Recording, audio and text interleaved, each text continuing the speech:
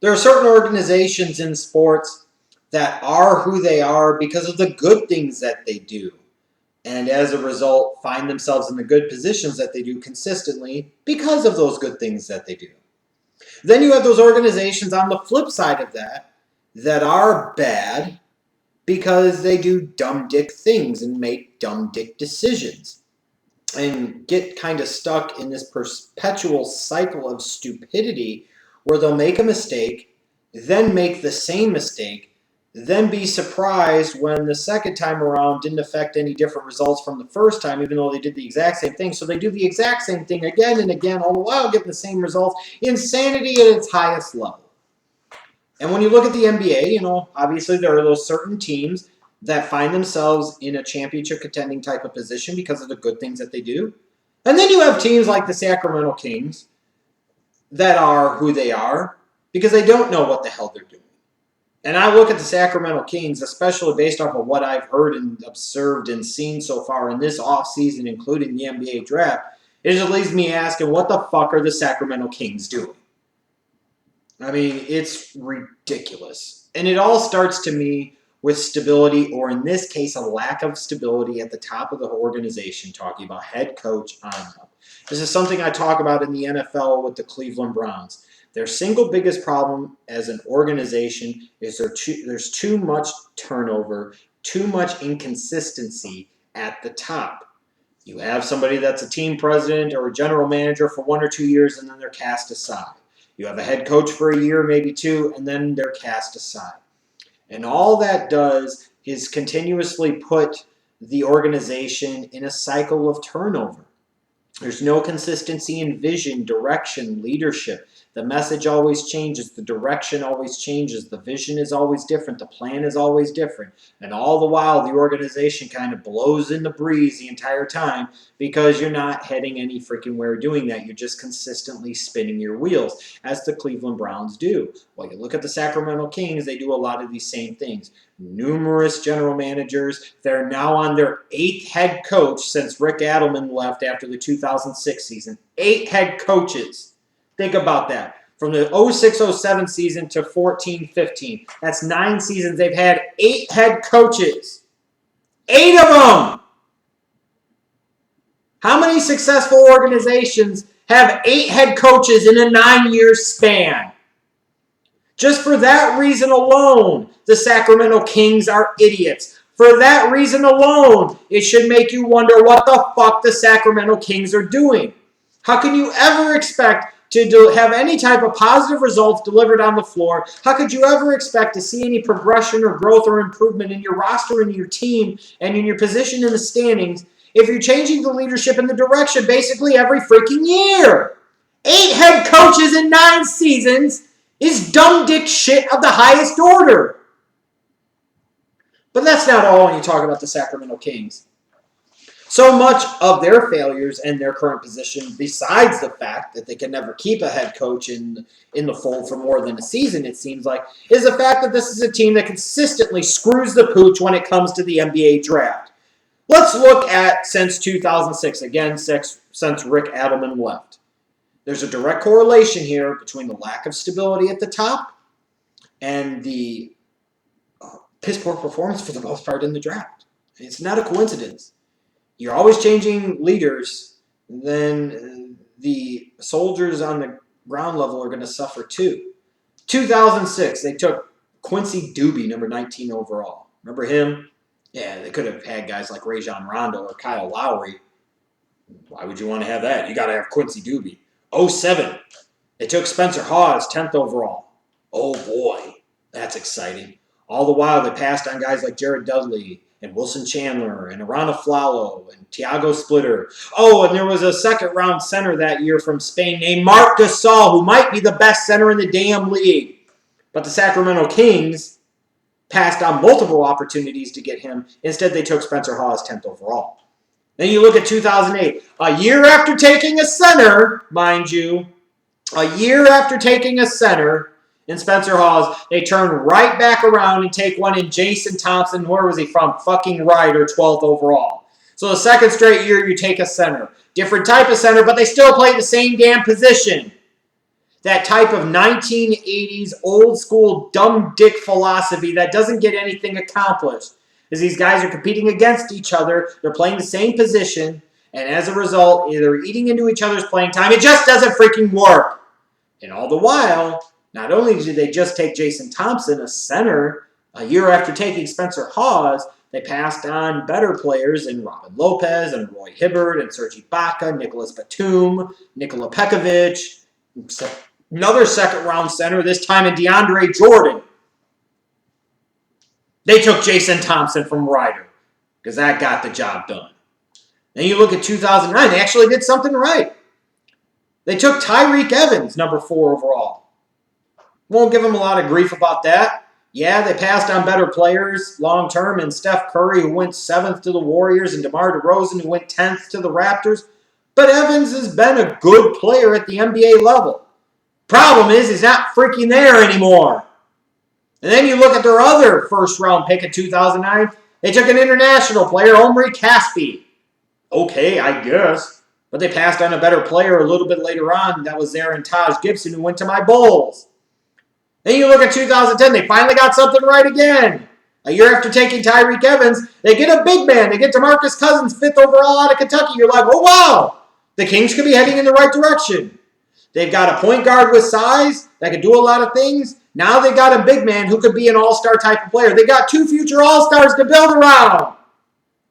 So what do? Well, besides a few years later trading away Tyreke Evans for basically nothing, they sit there and decide the next few years to completely screw the pooch in the draft and just miss time after time after time. 2011, they just had to have Jimmer Fredette, number 10. Think about that. They were in love with the white guy from BYU. All the while, they passed on Klay Thompson, who went to the Warriors with the next pick, Kawhi Leonard, who ended up with the Spurs at the 15th pick. You had Vucevic. You had freaking Tobias Harris, Kenneth Faried. Jimmy Butler was the last pick in that first round. The freaking Sacramento Kings took Fredette. Then the next year, they took a guy like Thomas Robinson, number 5, a guy with no NBA position, passing on guys like Damian Lillard, who was there with the next pick, Harrison Barnes, who was the pick after that, Andre Drummond, who was the pick after that. So basically what that tells you is that the Kings don't know how to evaluate talent. They don't know what the fuck they're doing. And you look at 2013, they take Ben McLemore, number 7, passing on a guy like Michael Carter-Williams, especially when you no longer have Tyreke Evans in the fold. Yeah, why sit there and draft a young point guard with size that can maybe do some different things long term? We want to build our team around Darren Collison. And then, after taking a shooting guard in 2013, what did the Kings turn around and do in 2014? They take another shooting guard, this time Nick Stauskas from Michigan. Passing on guys like a point guard like Elfrid Payton or a more athletic, better wing in a guy like Zach LaVine. These are the Sacramento Kings. You look at their starting lineup. You put out there based off of what's on the roster right now. Their best 5 players. Omri Caspi at the 3, Carl Landry at the 4, DeMarcus Cousins at the 5, Darren Collison at the point, and Ben McLemore at the 2. That looks like a 25-30 win team. And that's exactly what the fuck the Sacramento Kings are. You've got one star and basically scrub city, baby. A 2-guard of McLemore, who's an okay scorer, but definitely nothing special and doesn't do anything else. Caspi, not that great of a player, and he doesn't do much. Landry's a role player. Collison's an overrated player, in my opinion, and not the type of point guard that's ever going to lead a championship-type team as a starter. It's DeMarcus Cousins and a bunch of bullshit, basically. So, of course, instead of the Sacramento Kings organization taking responsibility for their failures both in the draft and at the head coaching position over the years, they decide apparently that DeMarcus Cousins is a big problem. Never mind the fact that they've just effectively never really properly built around him. And the only real help he ever had, they traded away for peanuts in Tyreke Evans. Just ridiculous. Oh, but it gets worse. When you're the Sacramento Kings and you've drafted poorly for years and you are clearly in a rebuilding mode, even though you're close to getting a new stadium and the pressure's going to be on to not go in there and suck the joint up, you decide to go out and bring in the ultimate example of a win-now coach in George Karl. You bring in George Karl. Yes, he has a lot of previous successful NBA coaching history, but doesn't it seem funny that a team like the Denver Nuggets did so well under him a couple years ago, but couldn't wait for him to be shown the door? The Denver fucking Nuggets! And now you bring a coach into a situation where you need a total rebuild and you were terrible and you were bad. And all the while you're getting the exact opposite type of coach from what you actually need. And you bring in the win now guy who's going to want you to spend big in free agency. It's going to want you to trade away young commodities for proven talent. Just so that way you can maybe at best be a 7 or 8 seed and get bounced early in the playoffs. Because by God, he wants to win some games and pass Don Nelson on the career wins list.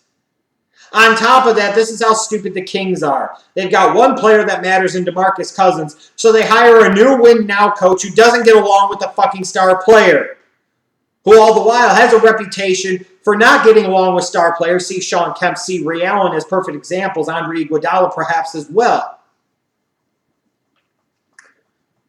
Does this make any fucking sense at all? So now you've got a George Karl apparently working behind the scenes to try and get the organization to trade away the one player that freaking matters, the one commodity that's worth any damn thing whatsoever.